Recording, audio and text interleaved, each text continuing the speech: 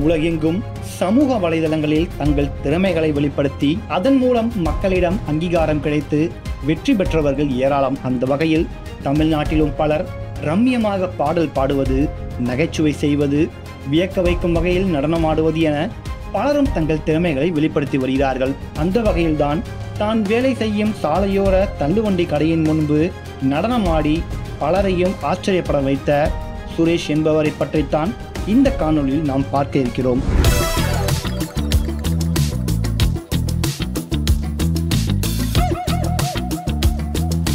First time ஆடும்போது அப்படியே எல்லாருமே நின்றுவாங்க. அப்படியே நமக்கு என்னடா ஒரு மாதிரி சை ஆகிடும்.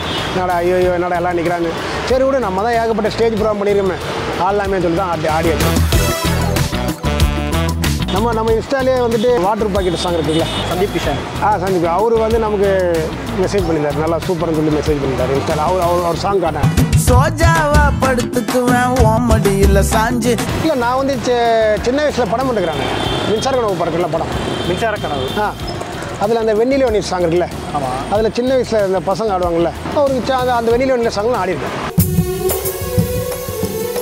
சின்ன வயசுலேருந்து ஏகப்பட்ட கஷ்டம்லாம் பட்டு வந்துருக்கிறோம். இப்போ தானே அது நம்ம கண்ணுக்கு எதிர்க்க நிறைய பேர் நம்மளை வந்து ஒரு மாதிரிலாம் பண்ணியிருக்காங்க. அதெல்லாம் என்ன, அதெல்லாம் ஒன்றும் அதெல்லாம் பற்றி நம்ம கேர் பண்ணிக்க போகிறது கிடையாது. நம்மளை பற்றி அவங்களுக்கு என்ன தெரியும்.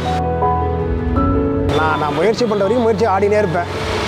என்னால் ஆட முடியுதுன்னு நான் இருப்பேன். கடவுளை அதான் என்னை எங்கே எடுத்துன்னு போய் விடுறாரு அவர் தான் தெரியும். மக்கள் அவ்வளோதான்.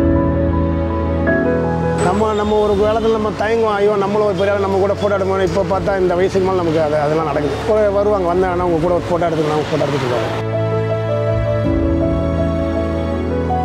நிறைய பேர் சொல்லுவாங்க பசங்க, நான் ரொம்ப சோகமாக இருந்தேன்னா, ரொம்ப துக்கமாக இருந்தேன்னா உங்கள் வீடியோ தான் நான் பார்ப்பேன். அதாவது உங்கள் வீடியோ பார்த்தா சரி இந்த வயசில் இவர் கூச்ச நாச்சு இல்லாமல் இந்த கடையாண்டு ஆடுறாரு, பெரிய விஷயம். யாரும் இது பார்க்காம அவர் பாட்டுன்னு அவருடைய சந்தோஷத்துக்கும் ஆடுறாரு. அப்புறம் நம்மளாம் என்ன, அவரே இந்த வயசில் ஆடும்போது அப்போ நம்ம என்ன அப்படின்னு நினச்சி நிறைய பேர் சொல்லுவாங்க.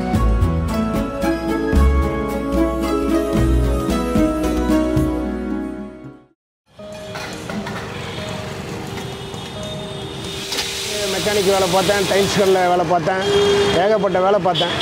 அப்புறமா லாஸ்ட்டாக நம்ம அம்மாவோட தெரிஞ்ச ஒருத்தர் அந்த வீட்டு சைடாக வந்திருந்தார். அவர் வரும்போது அவர் சினிமா ஃபீல்டில் தான் இருக்கார். உங்கள் பையனை டான்ஸ் கிளாஸ் சேர்த்து விடுன்னு சொன்னார். சரி அம்மா வந்து என்ன அந்த டான்ஸ் கிளாஸில், அதாவது இந்த சோபி மாஸ்டர் இருக்கார்ல, சோபி மாஸ்டரோட அவங்க அப்பா பவுல்ராஜ் மாஸ்டர், அவர் டான்ஸ் கிளாஸ் தான் சேர்த்து விட்டாங்க. அப்படியே கொஞ்சம் ஆடிட்டு அப்புறம் சினிமா ஃபீல்டில் காடெடுக்கலான்னு தான் பார்த்தேன். முடியல, நமக்கு அந்த அளவுக்கு பணம் எடுக்கல. அதனால் நம்ம ஸ்டேஜ் ஃபீல்டில் ஸ்டேஜ் ப்ரோக்ராம் பண்ணியிருந்தோம். அப்புறமா அது பண்ண நமக்கும் கொஞ்சம் அப்படியே மேரேஜ் ஆகிடுச்சு. அதுக்கப்புறம் அந்த ப்ரோக்ராம் நமக்கு அந்தளவுக்கு வருமானம் தரல. அதனால் நானும் இங்கே விட்டுட்டு 15 வருஷமாக இங்கே தான் வேலை பார்த்துக்கிறேன். காலைல கடை நிற்பேன், மத்தியானம் கடை நிற்பேன். ஒரே இடத்துல இருக்கிற ஒரு மாதிரி அப்படியே ரத்த ஓட்டல் அப்படின்னு நின்னா மாதிரி, அப்படியே ஒரு பிளட் சர்க்குலேஷன் அப்படின்னு நின்னா மாதிரி ஆகிடுச்சு. அது என்ன சொன்னால் இங்கே இருக்க வைத்தியர்கிட்ட போய் பார்த்து ட்ரீட்மெண்ட்டுக்கு போனேன். அவங்க தான் சொன்னாங்க, ஒரே இடத்துல நிற்கிறல்லப்பா, அதனால் வந்து உனக்கு எல்லாம் கால்கள்லாம் பிடிச்சி வாக்கிங் போக சொன்னார். நமக்கு சரி அதான் பார்த்தேன், நமக்கு தெரிஞ்ச டான்ஸ் தானே, அதனால் வந்து நம்ம டான்ஸ் கிளாஸுக்கு போய் சும்மா லைட்டாக டச் எடுத்துனேன். அதுக்கப்புறம் சரி நம்ம சாப்பாட்டுக்கு வழி வேணுமே தான் நம்ம மாமா கலை சைடில் வேலை பார்த்துட்டு டான்ஸும் பண்ணிட்டு தான் இருக்கீங்க. ஆமாம். இப்போ இது வரைக்கும் காலைல வேலை பார்ப்பேன். அப்புறம் சாயங்காலம் போய் ஈவினிங் போய் லைட்டாக டச்சு என்ன சாங் ஆடணுமோ, நாளைக்கு என்ன சாங் ஆடுறோமோ அது இன்றைக்கி ஈவினிங் போய்ட்டு லைட்டாக டச் எடுத்து அப்புறம் வந்து ஆடுவோம்.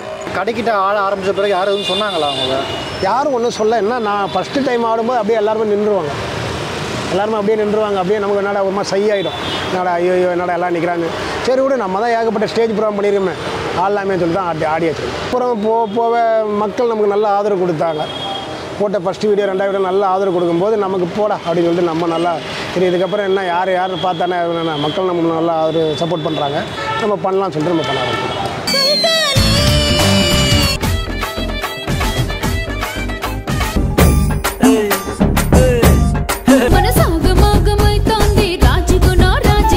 நம்ம இன்ஸ்டாலே வந்துட்டு நம்ம அந்த வாட்டர் பாக்கெட் சாங் இருக்குங்களா, ஆமாம், அவரில் ஹீரோ அவர் பேர் மறந்துட்டாங்க. இந்த தனுஷ்க்கு தம்பியாக நடிச்சிருப்பார் அவர். அவர் சந்தீப் கிஷன். சந்தீப் அவர் வந்து நமக்கு மெசேஜ் பண்ணியிருந்தார். நல்லா சூப்பர்னு சொல்லி மெசேஜ் பண்ணியிருந்தார் இன்ஸ்டாவில். அவர் சாங் காட்டேன், வாட்டர் பாக்கெட் சாங். அதுக்கு அவர் நல்லா மெசேஜ், நிறைய ஆர்டிஸ்ட்லாம் நமக்கு மெசேஜ் பண்ணுவாங்க, நல்லா பண்ணுறீங்க. பட் இருந்தாலும் திரும்ப சினிமாக்கான முயற்சி ட்ரை பண்ணுறீங்களா? நான் அப்படியே ஆடி போட்டேன். கேட்டேன். அது அப்படியே கொஞ்சம் வைரலாக ஆகிடுச்சு. நான் பெருமைக்குன்னு சொல்லலை, வைரலாக ஆகிடுச்சு அது. அதனால் சரி ஓகே, இதுக்கப்புறம் சரி இந்த வயசுக்கு அப்புறம் முடியுமா ட்ரை பண்ணுறேன், பார்க்கலாம் அவ்வளோதான். வந்து நம்ம கூட ஃபோட்டோலாம் எடுத்துகிட்டு போகிறாங்க, அது எனக்கு ரொம்ப சந்தோஷமாக இருக்குது. நம்ம ஒரு காலத்தில் நம்ம தயங்குவோம், ஐயோ நம்மளும் ஒரு பெரிய நம்ம கூட ஃபோட்டோ எடுக்கணும். இப்போ பார்த்தா இந்த வயசுக்கு மேலே நமக்கு அதெல்லாம் நடக்குது. இப்போ வருவாங்க, வந்தாங்கன்னா அவங்க கூட ஒரு ஃபோட்டோ எடுத்துக்கலாம், ஃபோட்டோ எடுத்து சொல்லுவாங்க. அது நமக்கு ரொம்ப சந்தோஷமாக இருக்குது.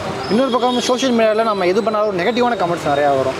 நீங்கள் அந்த கமெண்ட்ஸ் படிக்கும்போது ஏதாச்சும் எடுத்துட்டு அதெல்லாம் ஒழுங்கு தலைவா, நம்மலாம் சின்ன வயசுலேருந்து ஏகப்பட்ட கஷ்டம்லாம் பட்டு வந்துக்கிறோம். இப்போ தானே அது நம்ம கண்ணுக்கு எதிர்க்க நிறைய பேர் நம்மளை வந்து ஒரு மாதிரிலாம் பண்ணியிருக்காங்க. அதெல்லாம் என்ன, அதெல்லாம் ஒன்றும் அதெல்லாம் பற்றி நம்ம கேர் பண்ணிக்க போகிறது கிடையாது. நம்மளை பற்றி அவங்களுக்கு என்ன தெரியும், புரியுதுங்களா? நான் முயற்சி பண்ணுற வரைக்கும் முயற்சி ஆடினே இருப்பேன். என்னால் ஆட முடியுதுன்னு நானே இருப்பேன். கடவுளை அதான் என்னை எங்கே எடுத்துகிட்டு போய் விடுறாரு அவர் தான் தெரியும், மக்கள் அவ்வளோதான். நிறைய பேர் இப்போ கூட விழுப்புரத்தில் ஒரு சின்ன பொண்ணு மெசேஜ் அனுப்பிச்சாங்க.